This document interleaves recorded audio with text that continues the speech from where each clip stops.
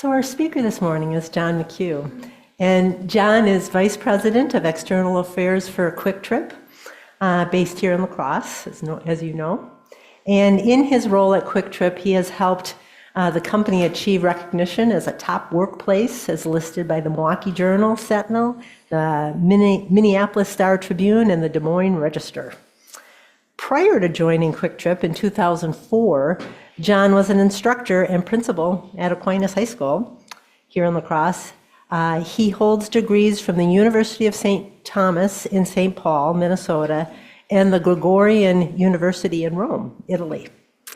John sits on the boards of Trust Point and Viterbo University. And he and his wife, Maggie, enjoy living at their log home near Sparta, Wisconsin. And I learned about the possibility of having John as a speaker when a dear friend of mine, who is taking classes at the Spirituality Center under the tutelage of John, shared with me that John is a wonderful storyteller. So I'm eager for him to share his story and a story. So John, welcome. Thank you. A few years ago, I was over in Fond du Lac, Wisconsin, doing a seminar for their senior management team of Mercury Marine, the company that builds the boat motors. And it was a 2-hour presentation on purpose at work, how to find purpose in what you do apart from just selling stuff, making things. And during the course of the presentation, their lead engineer was in the back corner of the room, tough-looking character, I'd say late 50s, balding, looked like the kind of guy, if this was closing time at the bar scene, you wouldn't mess with this guy, right? Well, I could tell by his body language that he wasn't buying what I was selling, okay? So finally, when I was done, I said, well, any questions, comments, concerns, rebuttals? And from the back corner of the room, he shot up his hand right away, and he pointed to my slides in the front of the room, and he said, this was an absolute waste of my time. He said, there's no purpose in what I do. I design and build boat motors. There's not a purpose in that. He said, this was another example of those trainings that was mandated, and I got 2 hours that I wasted that I'll never get back in my life. And he went off for 5 minutes how this was just a waste of his time. Well, when he was done, I thought to myself, well, what do I do now? And I think, well, can I tell you a story, sir? The first 7 years of my life, my family lived in South Milwaukee, Wisconsin. My dad was a construction worker who had never graduated high school. My dad's now been gone about 15 years. My dad made Jeff Foxworthy look like a culture genius, okay? My dad used 4-letter words, not the appropriate kind, as nouns, verbs, adjectives, adverbs, and commas, okay? He smoked 3 packs of cigarettes a day. The longest I ever saw my dad go without a cigarette was 17 seconds, because I timed him once. He ate the fat off the pork chop, because he'd say, Johnny, that's where the flavor's at. And a lot of the liquid that he consumed was fermented in nature, okay? Getting the picture of John Sr., my dad? He had a belly by beer, Well, my dad, working construction and at home, had an Irish temper. So if things hadn't gone well on the job site that day, we knew about it when Dad got home. The old adage, if something goes badly at work, you leave it at work, you don't bring it home with you? Not true in the McHugh household. If it hadn't gone well on the job site that day, we knew about it when Dad got home. He had an Irish temper. But his attitude changed completely at the beginning of every summer. And this is practically how it happened and when it happened. Dad would get home at 5 o'clock on Friday of Memorial Day weekend, our unofficial beginning of summer here in Wisconsin, and he would back our 1973 Dodge Charger up to a boat, a Glastron boat that had a Mercury Marine engine on the back. And then we would drive 5 hours north from South Milwaukee up to northern Wisconsin, up old Highway 51, when Highway 51 was still 2 lanes, going through Wausau and Merrill. Some of you might remember those days. We get to a place north of Mercer, a place called Pine Lake. We'd get there about 11:30 at night. Dad would put the boat in the water. He would put me in the boat. I was 4 years old at the time. And then he and I would drive out to the middle of the lake. He's at the middle of the lake. He turned the boat motor off, put the anchor down, and put my life jacket on nice and tight, all 3 straps. And he'd put me in his arms. He'd go, and a 1, and a 2, and a 3, and he'd throw me in the lake. And Dad would come in and we'd go swimming for the next half hour till about midnight. Midnight we'd get back in the boat and go back to the cottage. And for the next 2.5 days, my dad's attitude completely changed. He was fun to be with. He was relaxed. And not like he was my dad, but the ideal older brother you always wanted to have, you know. Well, then Monday, Memorial Day at noon, Dad would put the boat back on the trailer. And we would travel south 5 hours back to Milwaukee. Well, if you've ever done that trip from northern Wisconsin to Milwaukee, you know you go on Highway 41 right through Fond du Lac, right past the Mercury Marine plant. And I'd be in the back seat of the car, the Charger, 4 years old at the time, and my dad would always say this to me as we went through Fond du Lac. Johnny, look out the window. You see that big building? That's the home of the boat motor. And I remember being a 4-year-old boy looking at that building, being so grateful that it existed. Because inside that building, they built something that changed my dad. And I said, sir, I don't know if you were working here at Mercury Marine at the time, but if you were, I want to thank you for building something that changed my dad. He's been gone many years now, but the best memories I have of my dad are because of that boat. Thank you for building something that changed my father. Big tough engineer, and there's tears streaming down his cheeks. And he walked out of the room that day and he said, hey, thank you for teaching me that my job has a purpose. I thought I'd design and build boat motors. I realize now I bring joy to people's lives. And there's a difference. To me, what changed that dynamic between the two of us was story. And I think stories have the capacity to remind us what is important and what brings us together as human beings. Lisa Crone, in her book Wired for Stories, says this. I love this line. I have it on a little sheet on my office billboard. Story, as it turns out, was crucial to our human evolution. More important than the opposable thumbs we have. Opposable thumbs let us hang on. Story tells us what to hang on to. Stories, they remind us what to hang on to. I also think that stories are a means by which we can deepen our human compassion for each other. That's why I chose the reading that I did. It teaches us what does it mean to be neighbor to each other, compassion. Here for me was one of the best early examples of compassion for me. As was mentioned, for 10 years, I used to teach right across the street here at Aquinas. When I first started teaching, it was an unmitigated disaster. Okay, I didn't know what I was doing. And finally, there was one day in which we didn't have school here in the La Crosse area, but there was school back home where I grew up. I grew up near Wausau, central part of the state, a little town called Hatley, a town of 300 people. And the best example I ever had for a teacher was my 4th grade teacher, Mildred. She was phenomenal because she was compassionate. And this is the best example I can share with you. She'd be lecturing us in math or science, it didn't matter, a small little classroom. And if she took one look at you and she could tell that something wasn't quite right with you that day, this is what she would do.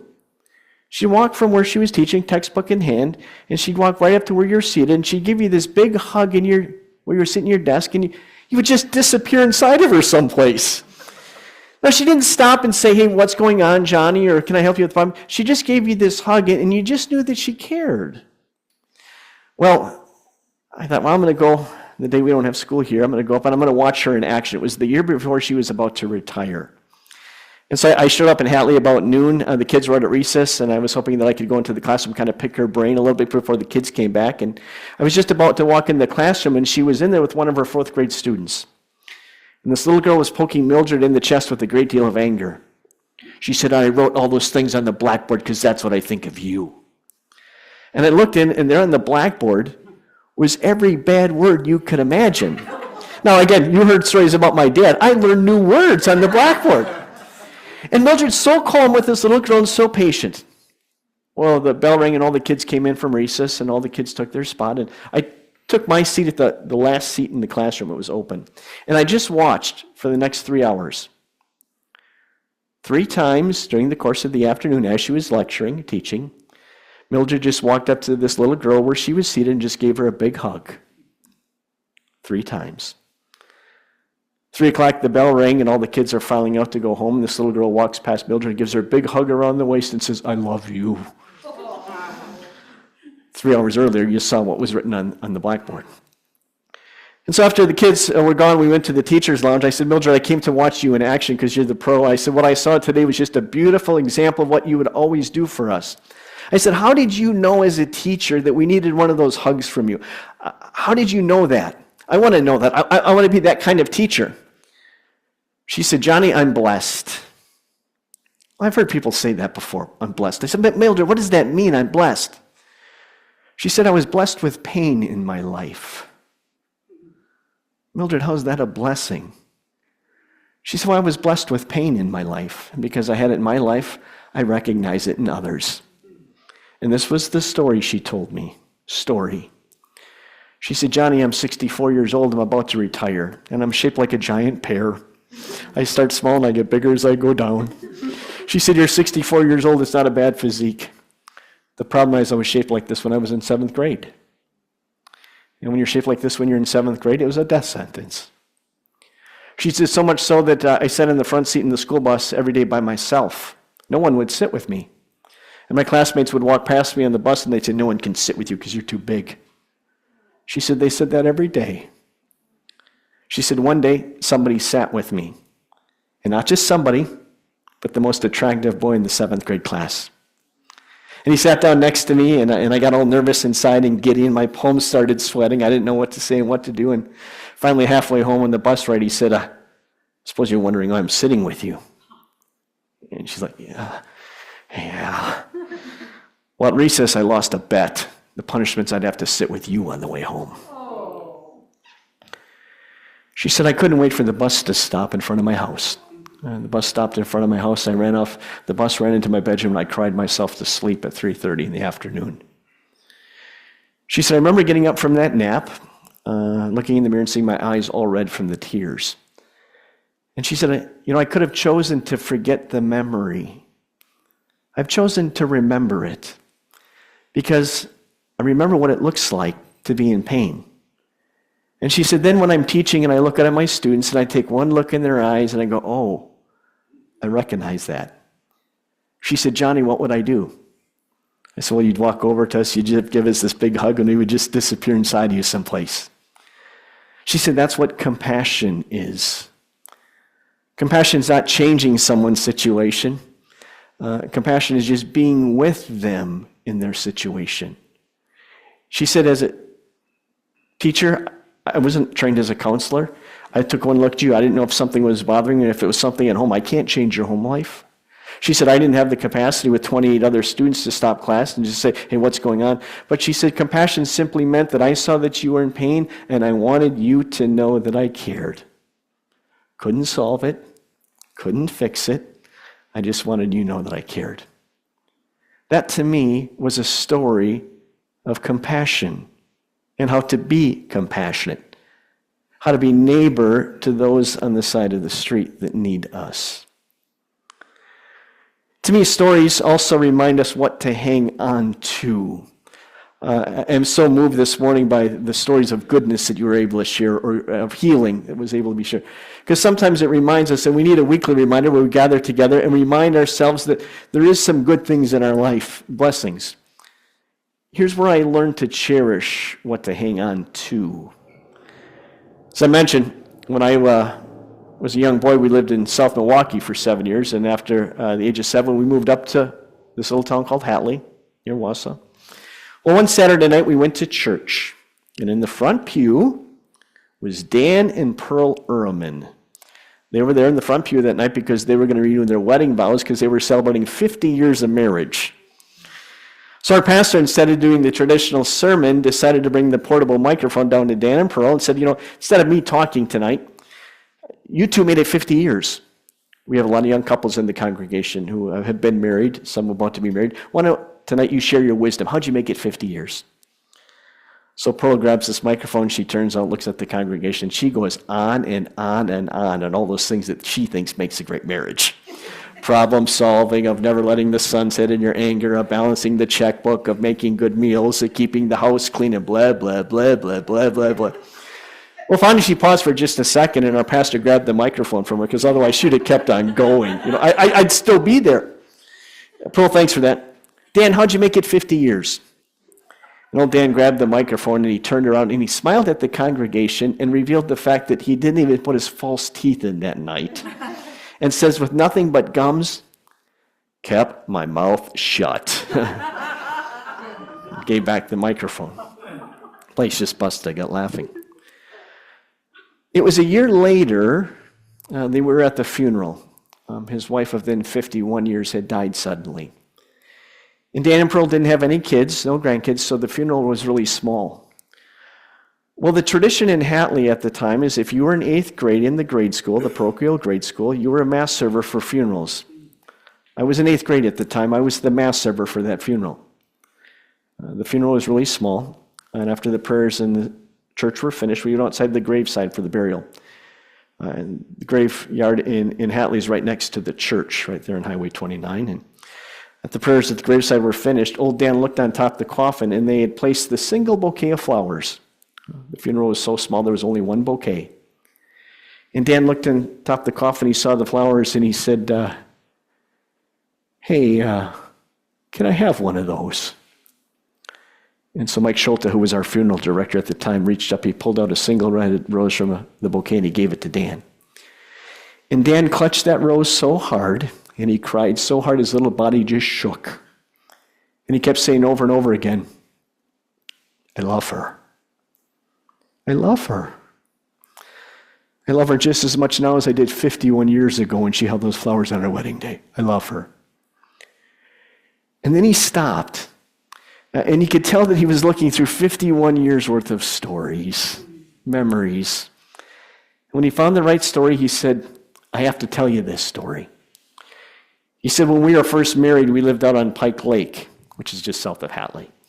He said the first summer we were married, if it was a nice evening, we'd go down to the dock, we'd take our shoes and stockings off. You know, you're always talking to an older person, they call them stockings. He said we'd put our feet in the water, we'd hold hands, watch as the sun would set, and as this pair of loons would circle the lake, making that beautiful loon call. He said, I'm not a romantic kind of guy, but it was kind of romantic. First summer marriage, holding her hand, watching the sunset, listening to the loons. It was kind of romantic. He said the second summer, only the drake returned. Its mate didn't come back. And Dan told me something I didn't know. He said, loons, they stay together for life. But when they go south for the winter, they separate. And when they're apart in the winter months, they physically don't make that loon call. They only make that sound when they're together. So he said that second summer, that drake circled the lake day after day, night after night, unable to open its beak, unable to make that sound, because it didn't have its partner. Dan says the third summer, the drake didn't come back either. He said, I don't know what happened to it. My conclusion was this. It died. It lost its reason for its existence. He said, when I came to that conclusion, that third summer of marriage, this is what I did every single night for the next 47 years of our marriage. And I'm proud to say I never missed a night. I'd get into bed, and I'd grab Pearl's hand. And even if it had been holy war between us that day, he'd say, I'd grab her hand and say, Pearl, I love you. He said, I never missed a night in the last 47 years of marriage of telling her that. And he held that rose so tightly next to her coffin, he said, I love her. I love her. I was a 12-year-old boy at the time. It made such an impression upon me that there's some words so powerful we cannot say them enough. And they don't lose their impact with frequency. For those of us who have spouses or significant others or children, they never grow tired of us saying, I love you. It never loses its impact. I'm proud to say that in my years of marriage, I've never once missed a night of saying what Dan said to Pearl. Now, I'd probably say in a lot of ways I'm not the greatest husband on the planet, but the lovely and talented Maggie McHugh will always know that I love her because I tell her that every single day. It was Dan that taught me through story what to hang on to. And sometimes it's each other. Sometimes it's the words that we share with each other, how important they are to us. Last example of story. I think story for all of us works not only in terms of an environment like this where we talk about compassion. I think story works in the workplace environment. It reminds us of what to do that really matters. Because there's different parts of our brain. There's a part of your brain called your cerebral cortex. It's the part of your brain that remembers physics and theory, mathematics, and HR policies. The problem is it doesn't remember that information for very long. Well, there's another part of your brain, the limbic brain, close to where your stem comes in. It's the part of your brain that remembers stories and stories with an emotional content. And if I can touch your limbic brain, you will remember that lesson at least 12 times longer than anything in your cerebral cortex. So if I want to influence your behavior, even at work, tell a story. I'll give you an example of something I've done the last 20 years. With apologies for having to bring in something from my workplace environment. For those of us who ever shop Kwik Trip, you know that when you come to the register, we're going to say a couple things to you. We're going to say Glazers are on sale today, or cookies. Well, that's the last thing we say to you as you're about to leave. See you next time. Exactly. It's called the return comment. It has nothing to do with increased profitability. It has everything to do with creating a culture, not simply in the store, but in our communities of compassion. Where it comes from is if you've ever studied psychology, and you'd studied that guy by the name of Maslow. And Maslow has the hierarchy of needs. And in the middle of the pyramid, or the hierarchy of needs, is this need to belong. We need to know that there's some places where we can go where we're always welcome, where people are happy to see us, where they want to see us again tomorrow, they want to see us next time. When we first started this approach, it didn't stick with any of our coworkers. They didn't do it. So finally I said, how about this? There's a crew of us, myself and the CEO. We meet with all 39,000 coworkers in December. It takes us 4 weeks to meet with all of them. So I said, how about if I tell a story? Here's the true story that I told. So about 7-8 years ago now, we got a 5-page letter from one of our guests in Anago, Wisconsin. You could tell by the handwriting it was an elderly guy. First paragraph said this: I love your store in Anago. I love the price of the bananas. Like the fact that the ATM is free. Coworkers are always friendly. And then he went off for 4.5 pages on religion, on politics, on conspiracy theories. And the last line of the letter was, and I have other things to say to you, call me, with his phone number. Well, some of you know Don Zitlow. Don would always read the letters first, every single letter, and then he'd give the letter to whoever needed to deal with the issue. And that morning, Don came to my office. He said, can you do me a favor? Could you call this guy back? Well, after I read the letter, I waited till I had an hour on my calendar because I know once I get this guy on the phone, this is probably not going to be a short conversation. So later in the morning, I called him. I said, sir, my name is John McHugh. I work in public relations at Kwik Trip. I want to thank you for the very nice letter, and I understand that there's some more things that you'd like to say.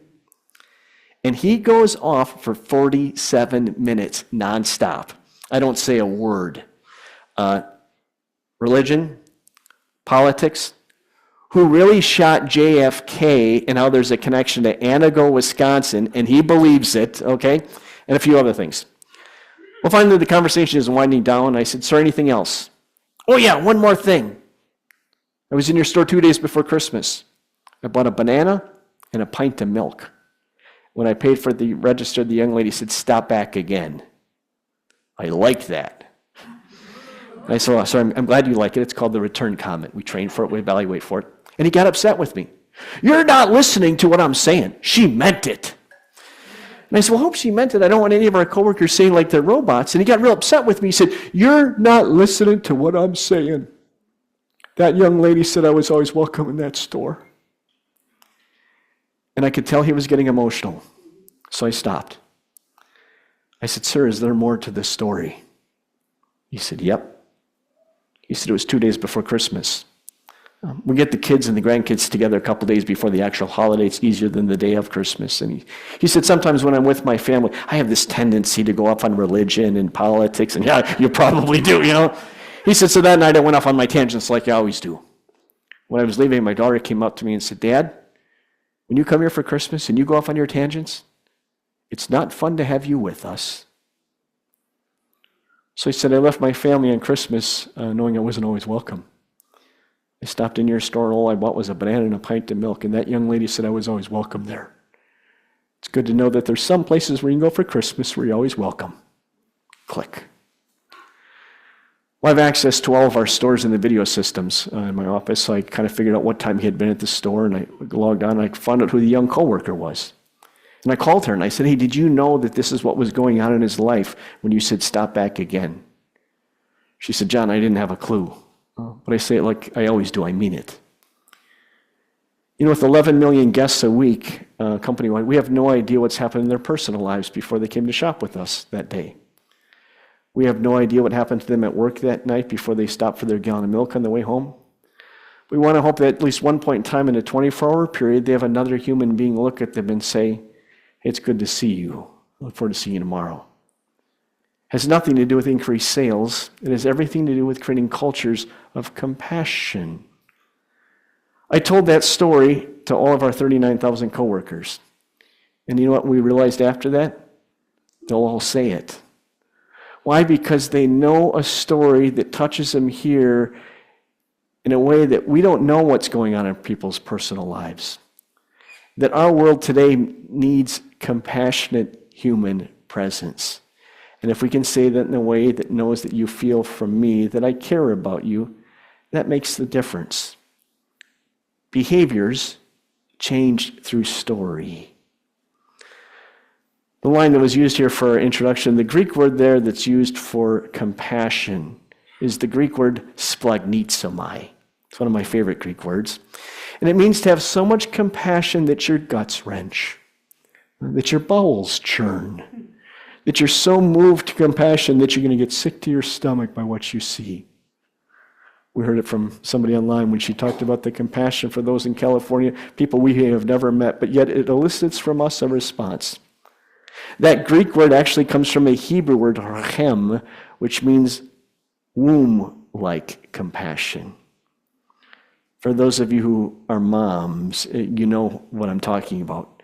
It's just that instinctive, visceral reaction for love and compassion. Thank you for believing in story. Thank you for believing that story can bind us together where we used to be apart. Thank you for believing in story that can make us more compassionate as a community, as a city, and as individuals. That makes the difference. Thanks for your time this morning.